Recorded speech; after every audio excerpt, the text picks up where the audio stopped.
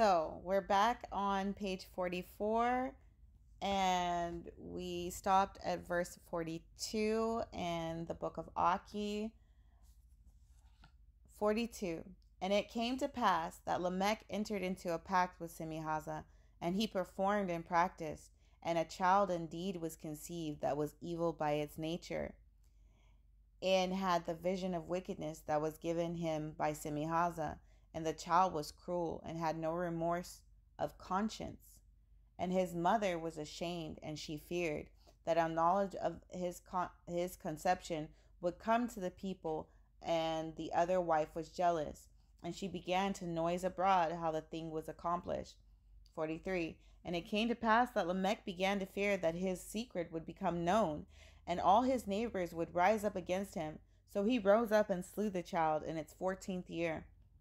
And shame arose upon Lamech in abundance, for he had not murdered to get gain, but for the sake of his oath with Semihaza, and the dominion of Semihaza increased. For once the manner of the evil of Lamech was known, there were many who entered in to accomplish having children for the Dekadashoi, or the fallen, or what we call Nephilim.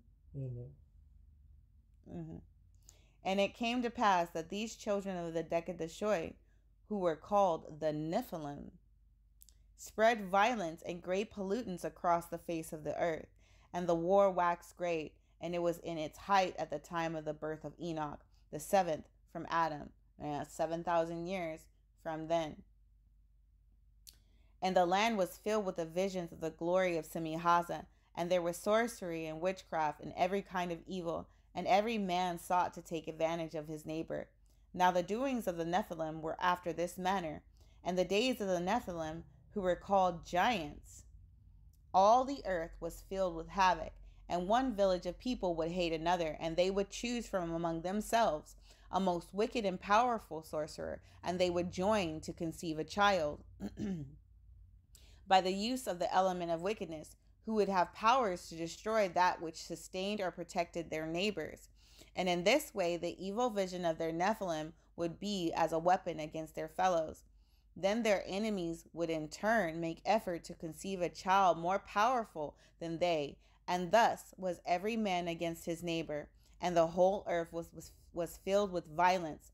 If hunters were fighting against fishermen, the Nephilim which they begat or had would curse and kill and devour the fish with sorcery and witchcraft, insomuch that the fishermen would perish for want of fish to eat, and the hunters would gain power over them. And the children of the watchers began to sin against animals and birds and the fish of the sea. And it came to pass that in the space of only 10 generations, the people of the earth became ripe with iniquity by the hand of the Dekadashoi.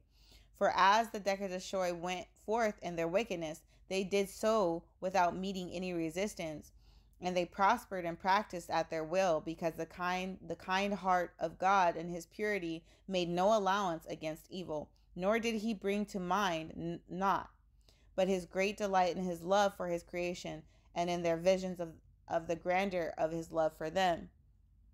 You will see that great and holy men and their ribs took the side, meaning their wives, took the side of God, and set their hand against the Dekadashoi and Semihaza. And Enoch walked with God, and was a mighty one, to lay the foundation of their obedience to the will of Messiah. And Noah besought God on behalf of all the families of the earth, and in this way brought forth the flood. And he enabled the great Holy One to subdue those fallen from their first estate, and bury them in the earth out of his sight. And thus, when they were bound and reeling from the blow of the flood, the great man Shem established the covenant with all the Irkadeshoi, which is called Shabua. And he in this way built into all the holy ones of heaven, who dwell among men upon the earth, a resistance to evil and corruption. And thus we see that it was by the hand of the holy order of the priesthood that was after the manner of Melchizedek, that the intervention of the just began to turn the war against the Dekadashoi, or the fallen angels. And the brother of Jared was such a one. 50. Now after I beheld all these things before the Urim, I was astonished, and I walked with amazement for the space of 232 days before I approached to use the Urim and Thummim again, for I was very desirous to understand all these things that the Lord brought to prepare my soul for this work. And it says on 14 at the bottom of here, and I already read 13, the appendix for the fallen angels, to you. So I'm going to read 14. These sessions with the scribes and the writing of this interpretation took altogether about 35 days. For supportive readings concerning the war in heaven, read the Pseudepigrapha, Volume 2, The Life of Adam and Eve, and Volume 1 in First Enoch. Also read Malik's Dead Sea Scrolls account, or I think you can see how it's spelled underneath here, and you can always like zoom it in. And what I might do is find these, like read the whole account for you guys, and see how long it would be. I probably have to do a live for this and then save it on here, but if you get the Pseudepigrapha Volume 2, you can get that in, I think it's, the website's called Archives or something like that. I'm not sure, but yeah, you can read all of this for yourself. So 14, basically it took 35 days for the scribes to write this. And you have to understand that it takes a lot of work in order to be considered worthy to see and feel the things that God was able, or our Creator is able to see and feel, because He's the only one that can see our hearts, or feel our hearts, and see what we see and our thoughts and different things like that. So to get a bird's eye view of that as a seer or prophet is amazing.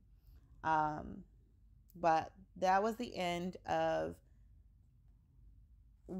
basically what happened in the fall of our parents, our first parents, and how it happened, and remembering that they originally had like spirit food, and so they were partaking of these different elements.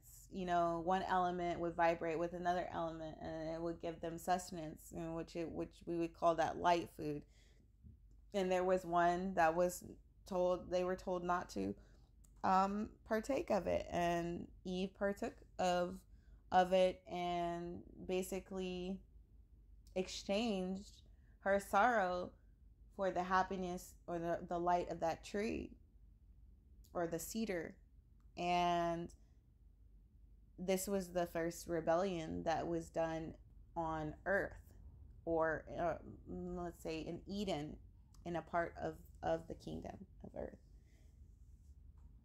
And it caused a fall, and it caused a rift between Adam and Eve, whereas Adam and Eve could feel one another, kind of like how there's a lot of people who say that they're empaths and they can feel other people's emotions. That's part of it. But as the rib, we were put in place to be the heart of the man, the feelings and the emotions and the love and the joy of the man. And it's amazing how we're one with one another. We're supposed to be one with another. So it wasn't just a fall that we encountered, but it was also a rift that was put between man and woman, which gives me, in my mind, gives me an understanding of why we're always fighting with each other, and even now, like why we can't see eye to eye. And it's because of this rift that was created in the beginning, when Eve coveted or lusted after something else instead of loving her husband the way that she was supposed to. Anyway, that's the end. I hope you guys enjoyed, and have a blessed evening or day.